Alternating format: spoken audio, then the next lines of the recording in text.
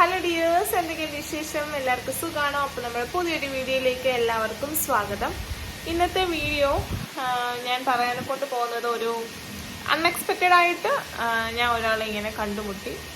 അവരുടെ ഒരു കാര്യമാണ് ഞാനിത് ഷെയർ ചെയ്യാനെ കൊണ്ട് പോകുന്നത്. കാരണം ഞാനിങ്ങനെ ആലോചിച്ചപ്പോൾ അത് ഷെയർ ചെയ്യുന്നത് എന്തുകൊണ്ടും നല്ലതാണെന്ന് എനിക്ക് തോന്നി. എന്താണെന്ന് വെച്ച് കഴിഞ്ഞാൽ, ഒരു അച്ഛൻ, അമ്മ, 3 കുട്ടികൾ. അതിൽ രണ്ടാമത്തെ കുട്ടി 15 വയസ്സുണ്ട് മോൾക്ക്. അപ്പോൾ 10ാം ക്ലാസ്സിൽ പഠിച്ചുകൊണ്ടിരിക്കുകയാണ്. ഒരു 20-25 ദിവസം മുമ്പ് ആ മോള് സ്കൂളിലൊന്ന് തലകറങ്ങി വീണു. തലകറങ്ങി വീണ് സ്കൂളുകാർ വെള്ളമൊക്കെ തളിച്ച് നോർമലി ചെയ്യുന്ന കാര്യങ്ങളൊക്കെ ചെയ്തു വീട്ടിൽ അറിയിച്ച് ആ മോളുടെ ബോധം തിരിച്ചു വരുന്നില്ല. ആ സമയം അത്രയും മോളുടെ ബോധം തിരിച്ചു വന്നില്ല. അപ്പം വീട്ടിൽ അറിയിച്ച് വീട്ടുകാർ അവിടെ ചെന്നു. എന്നിട്ട് മോൾ അബോധാവസ്ഥയിൽ തന്നെയാണ്. പിന്നെ ബോധം തിരിച്ചു വന്നില്ല.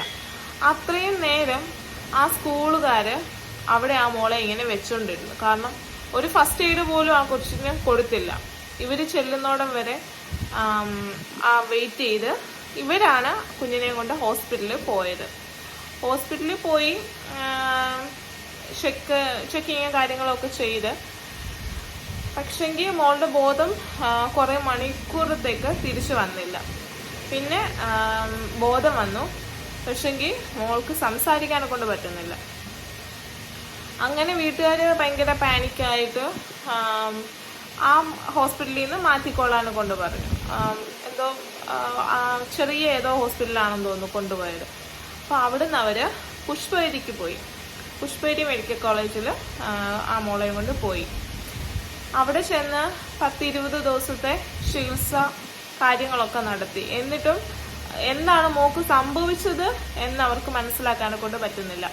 സ്കാനിങ്ങും പിന്നെ എക്കോയും കാര്യങ്ങളെല്ലാം എടുത്തു.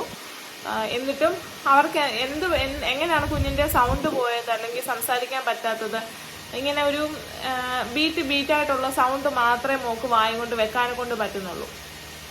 അപ്പോൾ അതെന്താ പറ്റുന്നതെന്നൊന്നും അവർക്ക് മനസ്സിലാക്കാനെ കൊണ്ട് പറ്റിയില്ല. അങ്ങനെയാണ് വേറൊരു ഡോക്ടറിനെ കാണാനെ കൊണ്ട് വന്നപ്പോഴാണ് ഞാൻ ഇതുപോലെ കണ്ടത്. ഭയങ്കര കഷ്ടം തോന്നി. കാരണം ആ കുഞ്ഞിന് സംസാരിക്കാനെ കൊണ്ട് പറ്റാതെ കുഞ്ഞിൻ്റെ ഇങ്ങനെ വായിൽ നിന്നൊരു സൗണ്ട് ഉണ്ടാകുന്നുണ്ട്. അപ്പോൾ ആ സൗണ്ട് എന്താ ഇങ്ങനെ വെക്കുന്നതെന്ന് ആ അമ്മയോട് ഇങ്ങനെ ചോദിച്ചപ്പം അമ്മ പറഞ്ഞത്, മോളുടെ തൊണ്ട വറ്റി, തൊണ്ട ഒട്ടിയിട്ട് നാക്കിങ്ങനെ താണു പോകുന്ന പോലെ മോക്ക് തോന്നുന്നുണ്ട്.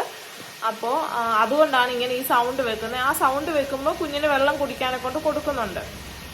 ആ ഒരു അവസ്ഥ കണ്ടു കഴിഞ്ഞാൽ ശരിക്കും പറഞ്ഞു കഴിഞ്ഞാൽ നമ്മുടെ കണ്ണ് നിറഞ്ഞു പോകും. അതുപോലത്തെ ഒരു സിറ്റുവേഷൻ. അത്ര ഒരു വലിയ പൈസ ഉള്ള വീട്ടിലെ ആൾക്കാരൊന്നുമല്ല, വെറും സാധാരണ കുടുംബമാണ്, സാധാരണക്കാരാണ്. കൂലിപ്പണിക്ക് പോകുന്ന അച്ഛനാണുള്ളത്.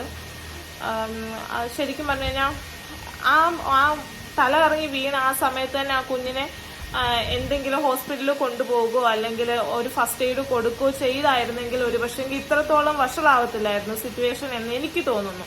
അതുകൊണ്ടാണ് ഈ ഒരു വീഡിയോ തന്നെ ഇടാനെ കൊണ്ട് ഞാൻ ഇങ്ങനെ ആർക്കെങ്കിലും സംഭവിച്ചാലോ അല്ലെങ്കിൽ ആരെങ്കിലും കണ്ടാലോ നിങ്ങൾക്കത് മനസ്സിലാവുമല്ലോ.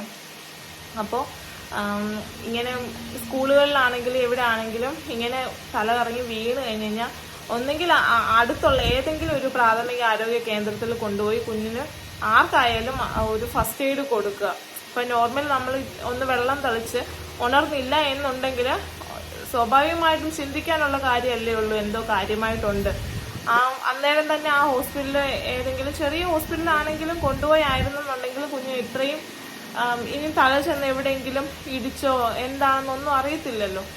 അപ്പോൾ എന്തായാലും മോളുടെ സംസാരം പോയിട്ടുണ്ട്. അപ്പോൾ ഇനി അതെങ്ങനെയെങ്കിലും ശരിയാകട്ടെ എന്ന് ഞാൻ പ്രാർത്ഥിക്കുന്നു. ഇങ്ങനത്തെ സിറ്റുവേഷൻ ഒന്നും ആർക്കും വരാതിരിക്കട്ടെ. അപ്പോൾ ഇത്രയേ ഉള്ളൂ നമ്മുടെ ഇന്നത്തെ വീഡിയോ. Thank you. ബൈ.